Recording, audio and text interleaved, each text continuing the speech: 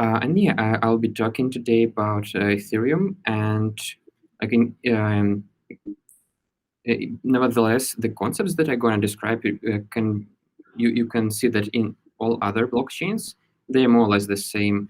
So yeah, and as our previous speaker told you about why we need Web3 and what benefits it bring to the world, I will be talking more about the magic behind this new technology, and we'll dive inside the mechanics of blockchain in particular.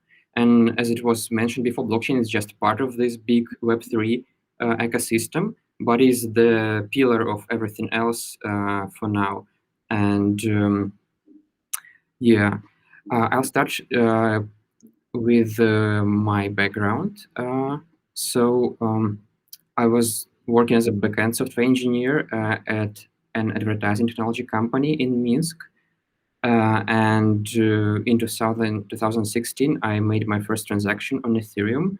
I was exploring this technology, and I made like a student research project about decentralized autonomous organization for university that empowers students and teachers to control the university and the funds of it.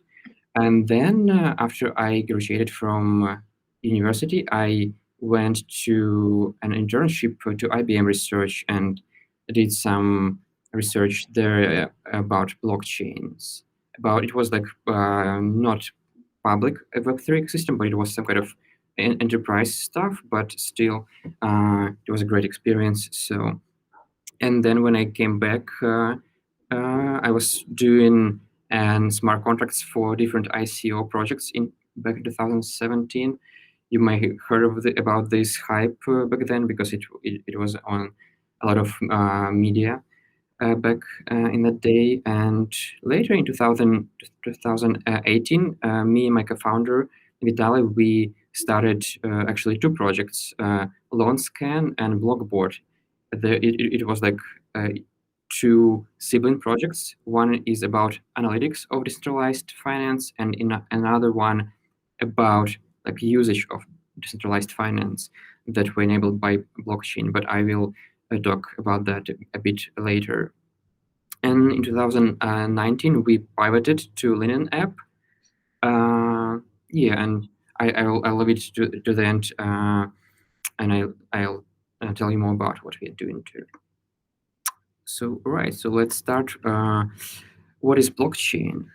So blockchain is a decentralized system, you may say like a database or a ledger. And decentralized, it means that there is no single server or like master server or any administrator who can control it solely. And why blockchain? Specifically because the underlying data structure is actually a chain of blocks. That's why we have this name. And actually, originally in Bitcoin white paper, there was no such word as blockchain. It came later. So yeah, and in this system, anyone can interact, and anyone can connect to this system. Anyone with internet connection and can read any data, and also you can write data to this shared system, but only by adding new transactions. And you can do those transactions only from the behalf of your account that you control. So, and there's no any need to rely on any particular server. So anyone in the world can run a node on his or her laptop. Of course, if it's powerful enough, because the Ethereum blockchain is quite heavy nowadays. So it will take maybe like weeks to synchronize from the beginning. And if you like to have some analogy to understand it better, you may think about blockchain as torrents, in that sense that there is like a group of independent actors that have the same like file or like data, but you can add some information on top of this data log. On the other hand, you can compare it to traditional databases, but instead of like centralized databases where there is like one company or administrator who control and set up the data, anyone can join and host the data, and there is no single point of failure in this system. And it is important to like understand that there are like two types of state in this system, and there is like a history that is presented on this screen. It's like a chain of blocks, and in every block you have like a root of a data structure that have all the transactions in it. We will not go in deep into those details for now because it's just an introductory talk. And there is also like a current state. So when you apply all the transactions from all the blocks, you will get some state, for example, balances of all the users, or any actually any arbitrary state. And this concept, it is similar to how databases work nowadays. In databases, you have some kind of notion of operational log, and when you apply all the operations, you get the current state of the database. All right. So how those blocks are formed or produced, you may say.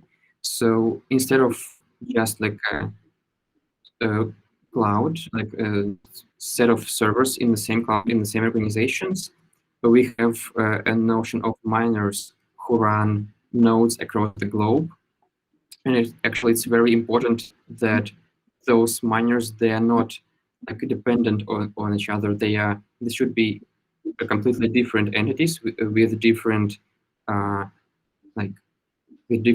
values, and like for example, even like rivalries like different states that have a war between each other, they can participate in the same network without any issues and still can transact on the same in the same ecosystem. So, and in order to participate in this system, not everyone can produce blocks, so everyone can produce transactions. But so in order to avoid the spam of new blocks, you need to have some stake in the system to produce those blocks.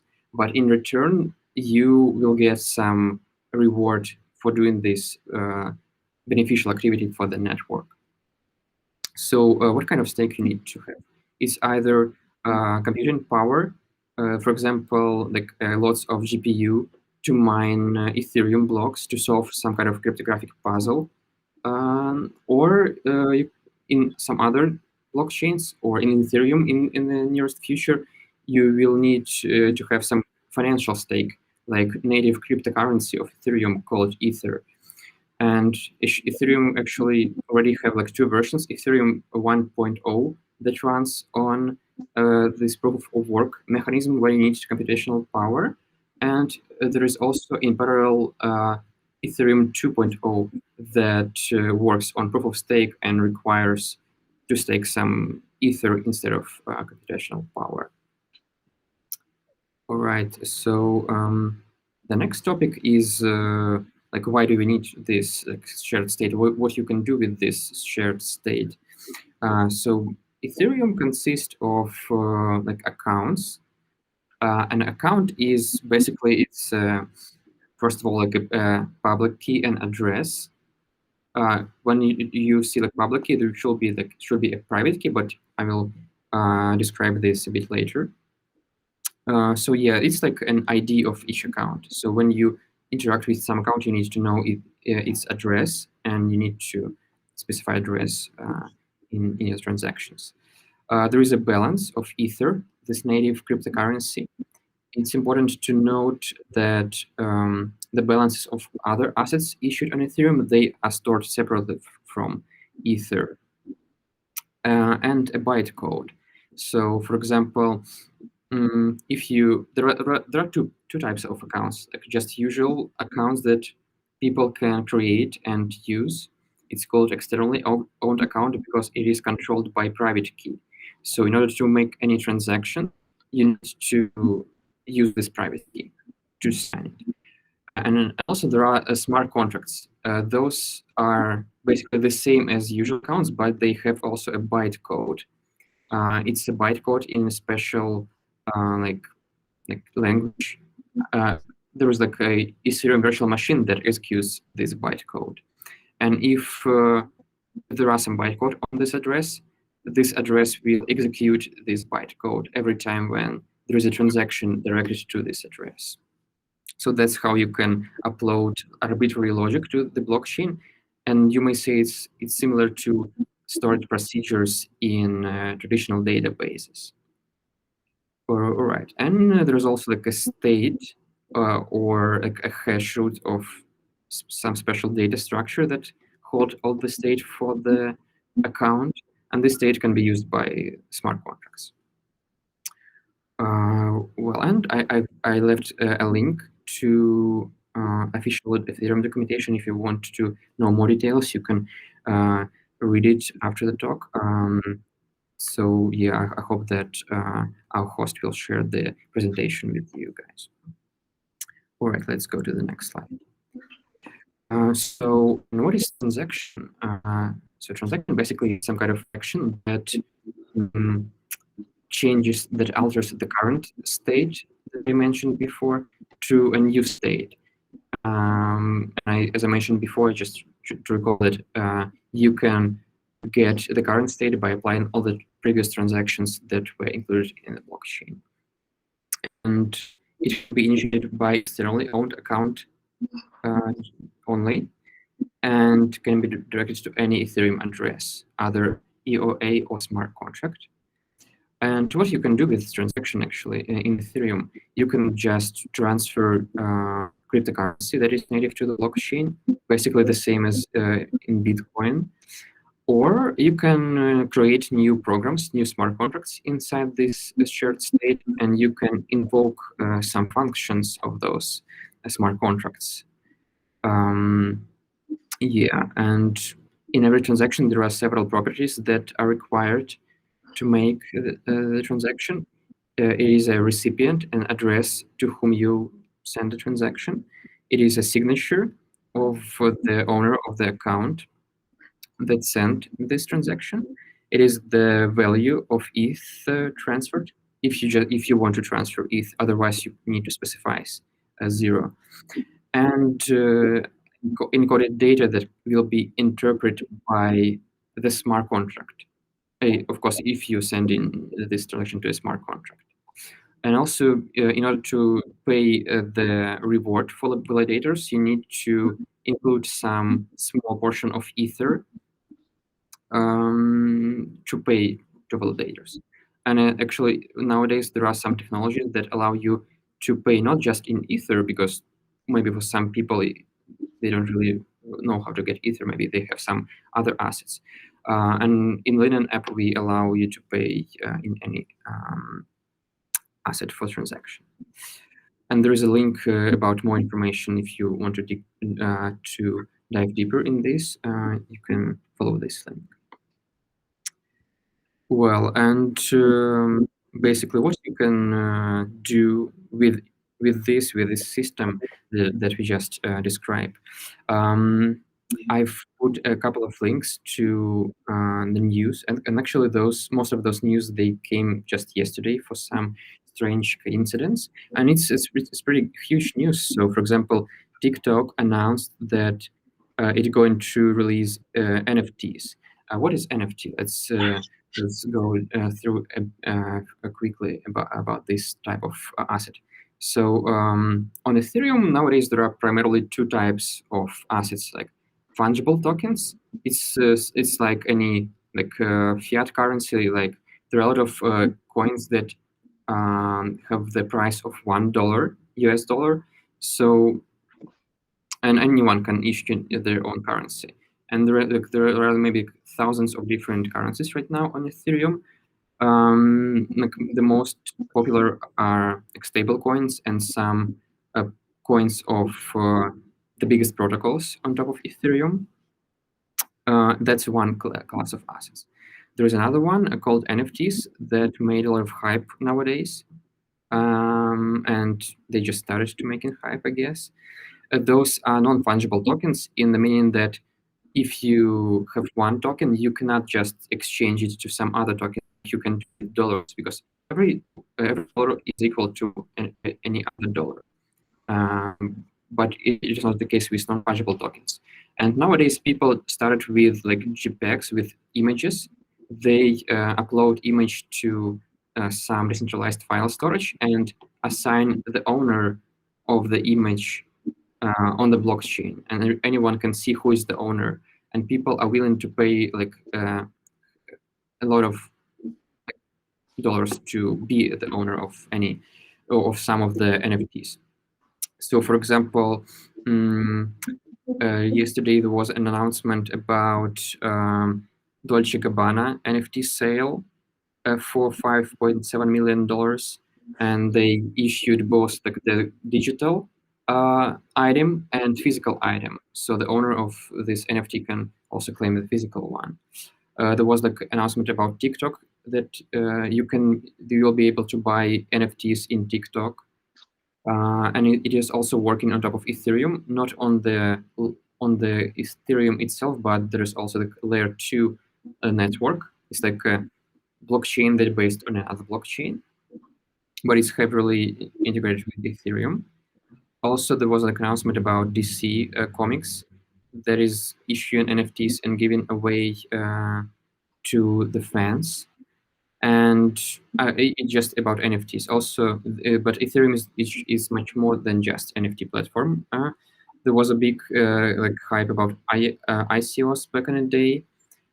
Also, there are a lot of crypto games that anyone can participate and actually earn money to live by just playing the game. And X Infinity is the most known example of this type of games where you can earn living by playing this game. Beside that, you may see like less famous, at least for now, use cases like decentralized autonomous organization. What is that? It's some kind of like organization that is not dependent on some particular jurisdiction or bank account.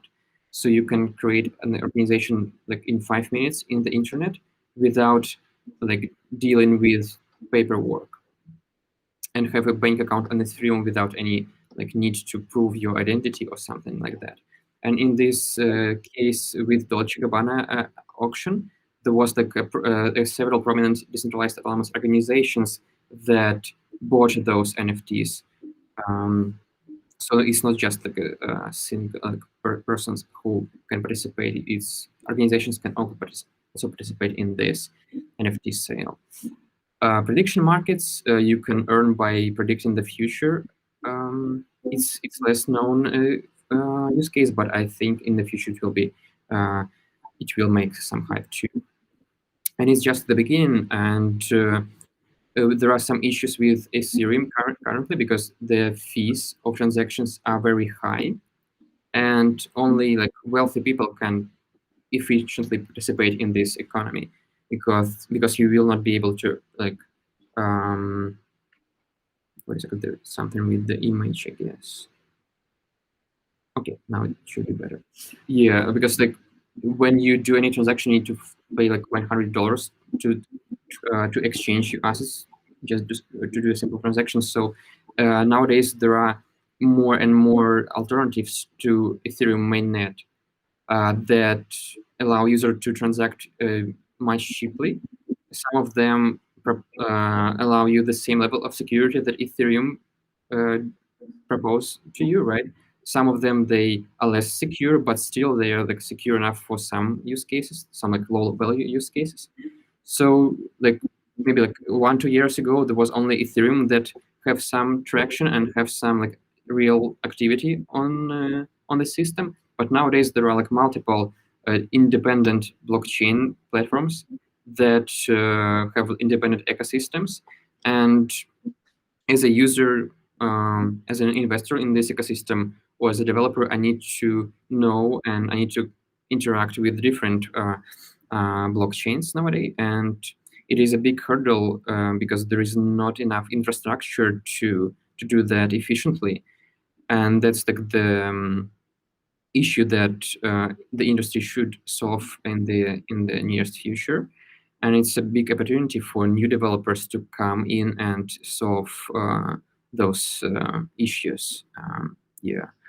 And at Linen, we are addressing this issue. We are doing like a multi-chain mobile wallet for iOS and soon for Android that is like user friendly and allow you to store your keys securely. So that's basically it. Thanks for your attention. And if you're interested to contribute to this ecosystem, feel free to join us. Feel free to look through the open positions of our company and company of our friends at DAPE. And if you want to stay in touch and if you have any questions, you can either I don't think that we have a common chat, right, for the audience. So yeah, you can just reach directly to me. You can find links to Twitter or to my email on my website. So yeah, thank you guys.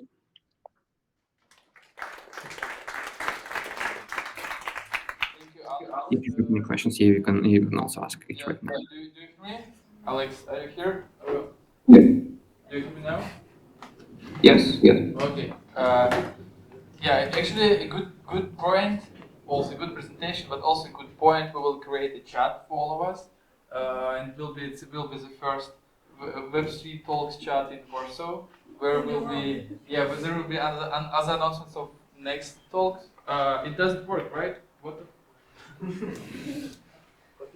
Okay, so I don't need it. I can be loud enough. Cool. So yeah, does anybody has any questions to Alex, or I can just start and ask mine? Okay, I can go. Alex, tell us. So if there is such a big problem with Ethereum with this transaction fee, and now it's very hard for new people to participate. So how this problem will be solved in the future, and how it's being solved now?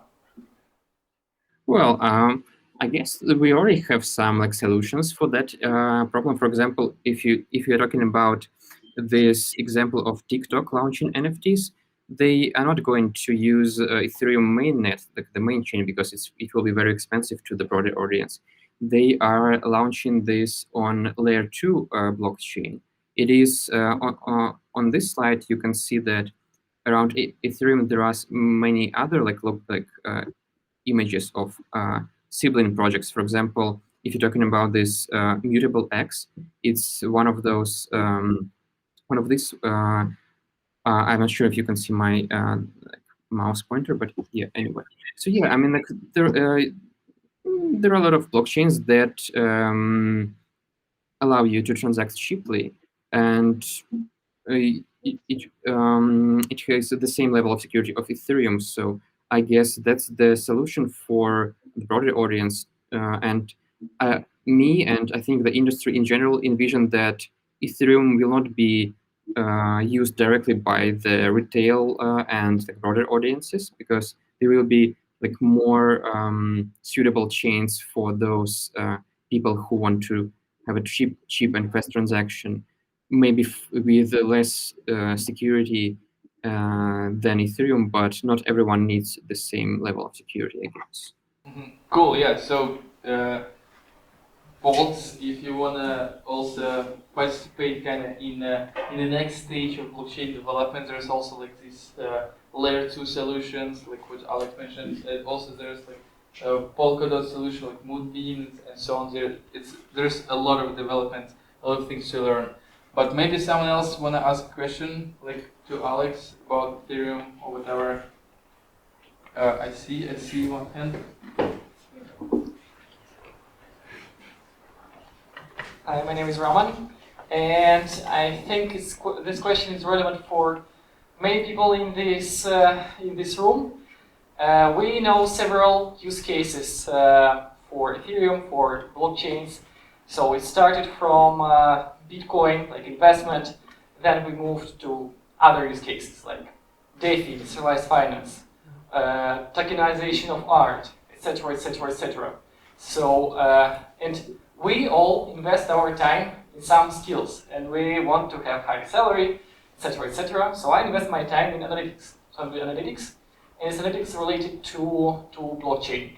So I think this area will grow. It will be very, very important. What's your prediction? Which other skills are undervalued now and will be very important in near future? And which use cases will be trendy in the next year? Thank you. Mm-hmm. Yeah, thanks. It's a great question. Regarding the use cases, I mean, it's really hard to predict because I just can see that there will be more cases with the broader audiences because the whales, I would say, like the people who like use DeFi with large volumes, they already like using it, and yeah, I think there will be much more use cases with broader audiences. That's the one part.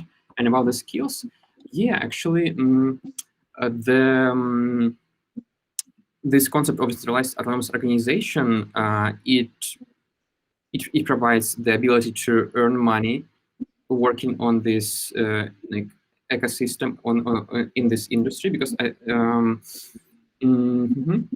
it's like yeah, if you're talking about the skills, I think it's a very broad like spectrum of skills. First of all, you need to build things. You need developers to build software that is user friendly, reliable, and secure. So that's actually, I think that's why we are conducting those webinars, just to bring more developers, first of all, into the industry. But for sure, it's not the only skill we need as an industry. And there will be a lot of online communities that need to be moderated and that need to be curated. So it's like community managers are highly valued in this ecosystem. There is a lot of issues in terms of product development because like technical people, they can build software, but not always they can find the best solutions for users. So there is a lack of good product managers in this industry and product owners. And that's just the tip of the iceberg that is most obvious that we need nowadays. And like the software is eating the world, like this blockchain also like will be eating the world bit by bit. And in each of the industry where blockchain solve the issue of trust, there will be a need for a different specialists depending on the like specifics of this industry. So hopefully I was able to explain and answer the question. Yeah, thank you, Alex. And I also will add my opinion. You actually already mentioned it, but I want like to generalize what skill is needed in a Web3 industry right now, and it actually like any skills related to the business, because currently Web3 is like, and blockchain in general, it is disconnected from the real world. There is a lot of talented tech people who are doing tech for tech, like they're doing like blockchain because it's modern technology, very interesting and challenging and so on. But there is no like business people who are doing real products, and this is what actually needed. And like another point is that we are coming, like we are working in VIP for that, and we are coming to the era where all skills can be monetized. Where with the creator economy, when you can apply any skill you have and be rewarded for it. Thank you, Alexei. Yeah, so product managers, business managers who want to come to the industry, there is a lot of space for you guys. So yeah, if you want to learn how to become a product manager in Web3 space, you can ask Julia. So yeah, so any more questions to Alex? Yeah. Okay. Free. Hi Alex, thanks for the presentation. So my name is Przemek and I kind of wanted to follow up the previous questions. I wanted to ask, so Ethereum is still hard to use for retail customers, and I wanted to get your opinion regarding should you focus more on the infrastructure work or more on the retail users and UX patterns, like where we should spend our time, because people right now are working both on the infrastructure, like developing very deep tech products, but at the same time, others are working on the UX. And like, what do you think about it? Mm-hmm. If I got the question correctly, so yeah, I think we need both right now. And on the other hand, like infrastructure, there was like a period, like from 2015, 16 until today, when a lot of infrastructure already were built because we have like maybe 5 or 10 major blockchains nowadays, and unfortunately, like only on few of them there is like a real usage and some kind of wide adoption. So I think nowadays we are at such stage that we have some infrastructure already, and to be great if we can find out how to use that. I think there will be some kind of cycle when there will be a need for a new kind of infrastructure, but I think today we already have a lot of tools to build upon. Like all those layer 2 they just launched actually this year, most of them. So if I got the question correctly, because there was some issue with sound, but so correct me please if I'm wrong. But yeah, I think nowadays there is a emphasis on delivering this infrastructure to end consumers, and maybe a bit later there will be a need for a new type of infrastructure. But nowadays, I think mostly it's already built for this couple of years. Yeah, thank you, Alex. So, long story short, step by step, we're getting to the stage when it's more user-friendly. There's like less barriers to start using Web3, but we're still not there. Actually, like the thing is that Web3 is still very early, and this is why it's such a great chance to get in. It's really it might feel that the like wall industry is like multi-trillion-dollar market, but actually it's still extremely early. There's still a chance to get on this train and go together at some, I don't know, beautiful destination maybe. So yeah, thank you, Alex. Any more questions? Looks like we are done here. So Alex, thank you very much. Another round of applause for Alex. Thank you guys. Thanks.